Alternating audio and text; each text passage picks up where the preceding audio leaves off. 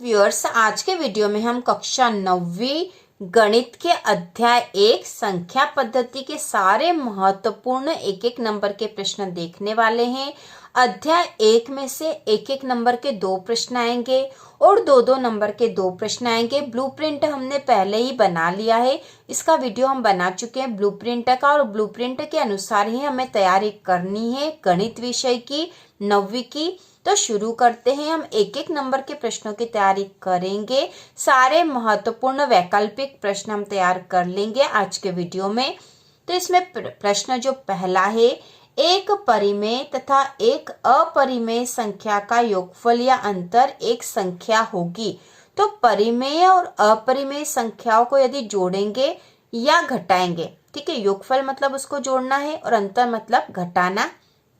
तो परिमेय संख्या में यदि अपरिमेय संख्या को जोड़ेंगे या परिमेय संख्या से अपरिमेय संख्या को घटाएंगे तो जो संख्या प्राप्त होगी वो हमेशा एक अपरिमेय संख्या होगी, ठीक है, अपरिमेय संख्या होगी। तो एक परिमेय तथा एक अपरिमेय संख्या का योगफल या अंतर एक संख्या होगी, तो इसका उत्तर होगा अपरिमेय संख्या। इसके बाद दूसरा जो प्रश्न है, निम्नलिखित में कौन सी संख्या अपरिमेय है? इनमें से कौन सी संख्या अपरिमेय है? तो यदि हम कोई सा भी ऑब्जेक्टिव क्वेश्चन कर रहे हैं तो उसको समझना भी जरूरी है, क्योंकि इसी तरह का यदि प्रश्न एग्जाम में आता है, कुछ 1 या 2 अंक अलग भी आ जाते हैं, तो हम उसको हल करके भी आसानी से कर सकते हैं। तो यहाँ पर हम इसको देख लेते हैं, निम्नलिखित में कौन सी संख्या अपरिमेय है? तो इनमें से कौन सी संख्या अपरिमेय है? इसमें जो पहली संख्या दे रखी है 3 धन √23 ऋण √23, तो यदि कोष्टक हटा भी देंगे तो यहाँ हो जाएगा 3 धन √23 ऋण √23, धन √23 और ऋण √23 आपस में कट जाएंगे और यहाँ बचेगा केवल 3, और 3 तो एक परिमेय संख्या है, तो यह तो आंसर नहीं होगा। अब यहाँ देखो ब वाला जो है 2 √7 बटे 7 √7, तो √7 से √7 कट जाएंगे और यहाँ बचेगा 2/7 जो कि एक परिमेय संख्या, तो यह आंसर भी नहीं है। इसके बाद है 1/√2, तो यहाँ पे √2 या किसी भी तरह से कट नहीं सकता, तो ये एक अपरिमेय संख्या, ठीक है, तो ये आंसर आएगा 1/√2 एक अपरिमेय संख्या। प्रश्न था निम्नलिखित में से कौन सी संख्या अपरिमेय है? तो ये अपरिमेय है। अब यहाँ पे जो द में दे रखा है इसको भी देख लेते हैं। तो ये है 2 ऋण √5 धन 3 धन √5, तो यहाँ पे धन है, तो यदि इस धन का गुणा इसमें होगा और इस धन का गुणा इसमें होगा तो यही संख्या रहेगी, और फिर ऋण √5 और धन √5 कट जाएंगे और बचेगा 2 धन 3 और यहाँ आंसर आ जाएगा 5, तो यह भी एक परिमेय संख्या होगी, तो आंसर स वाला है 1/√2 जो कि एक अपरिमेय संख्या है। इसके बाद अगला जो प्रश्न नंबर तीसरा है, यदि a बड़ा है 0 से, मतलब a कोई सी भी संख्या जो कि बड़ी है, एक वास्तविक संख्या, तो a जो है एक वास्तविक संख्या है और p और q परिमेय संख्याएं हैं, तब निम्न में से कौन सा सत्य है? तो इसमें से जो सत्य वह हमें बताना है। तो यहाँ दे रखा है a⁻p बटा a⁻q बराबर है a p धन q, तो यहाँ पर जो दे रखा है यहाँ पे, क्योंकि ये बट्टा में है तो a⁻p है और बट्टा में है a⁻q है, तो जब ऐसी स्थिति होती है तो ये जो घाते हैं ये घट जाती है, ठीक है, घटेगी क्योंकि बट्टे में है इसलिए। तो यहाँ जो आंसर आएगा वो होगा ये वाला a⁻p बटा a⁻q बराबर होगा a p ऋण q, p में से q घट जाएगा क्योंकि a ऊपर भी और a नीचे भी, तो यहाँ पर एक ही आएगा और p ऋण q आएगा, तो इस प्रकार का यह सूत्र बनता, तो ये वाला आंसर राइट होगा। इसके बाद जो अगला प्रश्न नंबर 4 है, यदि b बड़ा है 0 से एक वास्तविक संख्या, तो b एक वास्तविक संख्या है और m और n परिमेय संख्या है, तब निम्न में से कौन सा असत्य? तो जो असत्य वह हमें बताना है। तो यहाँ पे जो दे रखे हैं bm गुना bn बराबर bm धन n, तो यहाँ पे गुणा में होगा तो घाते जुड़ जाती है, तो यह तो सही है। यहाँ पे है bm और इसकी पूरे की घाते n, तो m गुणा n हो जाएगा, तो यह भी सही है। यहाँ पे है bm बटा bm मतलब b⁻m बटा b⁻n बराबर b⁻n ऋण m, तो यहाँ पे नीचे वाली जो घात है उसमें से ऊपर वाली घात नहीं घटेगी, यह जो है यह गलत है। ठीक है, यह असत्य है।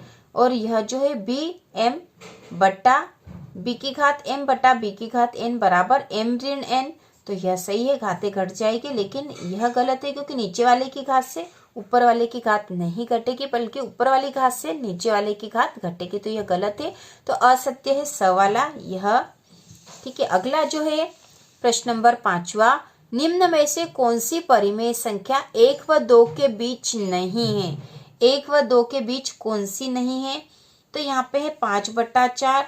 तो इसको इस तरह से देख सकते हैं कि यदि हम 5 में 4 का भाग लगाते हैं तो हो जाएगा 4 एकम 4। ठीक है, 4 एकम 4, दशमलव लग जाएगा और फिर संख्या आ जाएगी, तो 1 दशमलव कुछ संख्या आएगी यहाँ पे। इसी प्रकार 11/8 है तो 8 एकम 8। ठीक है, और फिर दशमलव लगे के फिर कुछ संख्या आएगी, तो 1 दशमलव कुछ संख्या आएगी यहाँ पे।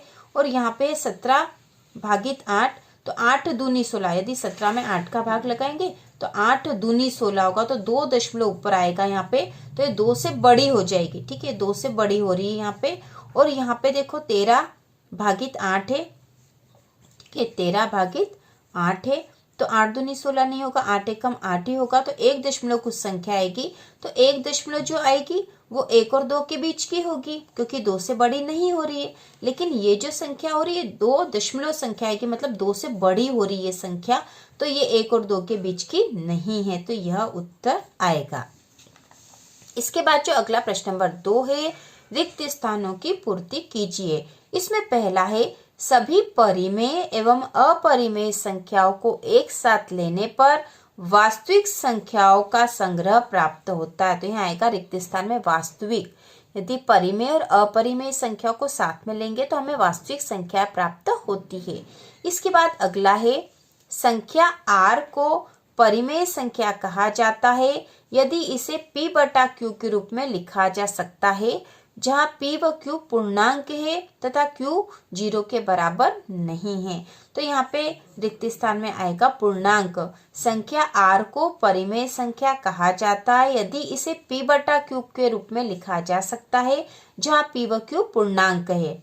इसके बाद अगला जो रिक्त स्थान है, यदि r परिमेय संख्या है और s संख्या अपरिमेय है, तब r धन s और r ऋण s, तो ये r धन s और r ऋण s मतलब परिमेय संख्या में से अपरिमेय संख्या को जोड़ेंगे या परिमेय में से अपरिमेय को घटाएंगे, तो हमें अपरिमेय संख्या ही प्राप्त होगी। या जो है ऑब्जेक्टिव क्वेश्चन, इसके पहले जो बहुविकल्पीय प्रश्न था उसमें भी था कि परिमेय और अपरिमेय संख्या को जोड़ेंगे या घटाएंगे तो हमें अपरिमेय संख्या ही प्राप्त होगी। इसके बाद अगला रिक्त स्थान है, एक परिमेय संख्या का दशमलव प्रसार। यदि अपरिमेय संख्या तो उसका दशमलव प्रसार अनवसानी अनावर्ती होता है। अनवसानी अनावर्ती होता परिमेय अपरिमेय संख्या का दशमलव प्रसार। ठीक है, अपरिमेय संख्या का दशमलव प्रसार हमेशा अनवसानी अनावर्ती होता है। इसके बाद अगला प्रश्न नंबर 3 है, एक शब्द वाक्य में उत्तर दीजिए। इसमें पहला है, एक परिमेय संख्या का दशमलव प्रसार किस प्रकार का होता है? तो परिमेय संख्या का दशमलव प्रसार अनवसानी आवर्ती होता है। अनवसानी आवर्ती होता है, तो यहाँ पे आएगा आवर्ती, जबकि इधर अनावर्ती था। ठीक है, इसको हम शांत भी बोलते हैं, दशमलव प्रसार इसी को हम शांत बोलते हैं, और यहाँ पर आएगा अशांत। ठीक है, शांत भी हम बोल सकते हैं इसको। एक परिमेय संख्या का दशमलव प्रसार किस प्रकार का होता है? तो अनवसानी आवर्ती शांत होता है। इसके बाद दूसरा जो है, 0 और 1 के बीच एक परिमेय संख्या लिखनी है, तो 0 और 1 के बीच परिमेय संख्या हो सकती है 1/2 लिख देंगे हम यहाँ पर।